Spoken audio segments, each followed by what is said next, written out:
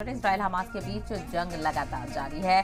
बड़ी खबर आ रही है कि इस जंग में एक हिंदुस्तानी की मौत हो गई है। खान यूनिस के जनूब मगरबी इलाके में यूएन का काफिले पर हमला हुआ था, जिसमें एक हिंदुस्तानी भी सवार था।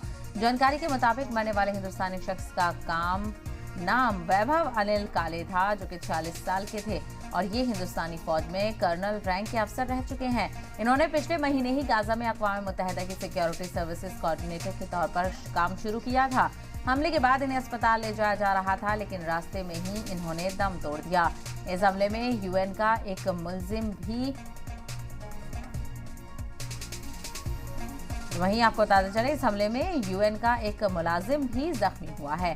तो लगातार इसराइल और हमास के बीच जंग लगातार जारी है, तो वहीं अहले खाना में गम की लहर है, क्योंकि हिंदुस्तानी की मौत यहां पर हुई है और एक हिंदुस्तानी की मौत को लेकर अफसोस का इजहार किया जा रहा है। खान यूनिस के जनूब मगरबी इलाके में यूएन के काफिले पर हमला हुआ था। एक यूएन का मुलाजिम भी इस हमले में जख्मी हुआ है और दूसरी तरफ एक हिंदुस्तानी की मौत हो गई है, जो कि एक रैंक अफसर थे। खान यूनिस के जनूब मगरब के इलाके में यह हमला हुआ था, जिसमें एक हिंदुस्तानी भी सवार थे, जिसमें आपको बताते चलें जिस मरने वाले हिंदुस्तानी शख्स का नाम वैभव अनिल है, जो कि 46 साल के थे और ये हिंदुस्तानी फौज में कर्नल रैंक के अफसर रह चुके हैं।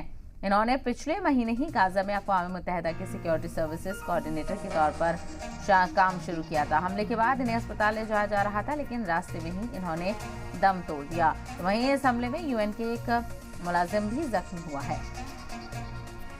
तो इसराइल हमास जंग में एक हिंदुस्तान की मौत की खबर सामने आ रही है। खान यूनिस में यूएन के काफिले पर हमला हुआ था। काफिले में शामिल थे हिंदुस्तान के वैभव अनिल। हिंदुस्तानी फौज में कर्नल रैंक के अफसर रह चुके हैं वैभव अनिल ने पिछले महीने ही यूएन में काम शुरू किया था और ऐसे में परिवार काफ़ी गम का इजहार कर रहा है। और जिस तरह से अनिल काले की मौत यहाँ पर हुई है, शहादत उन्होंने पाई है और इस जंग में उनकी मौत हो गई है। तो इजराइल की तरफ से लगातार हमले जारी हैं और ऐसे में दीगर ममालिक के जो लोग हैं, जो काम कर रहे हैं, सर्विसेज में अपॉइंटेड हैं, उनको भी बख्शा नहीं जा रहा है। उन पर भी हमले लगातार किए जा रहे हैं।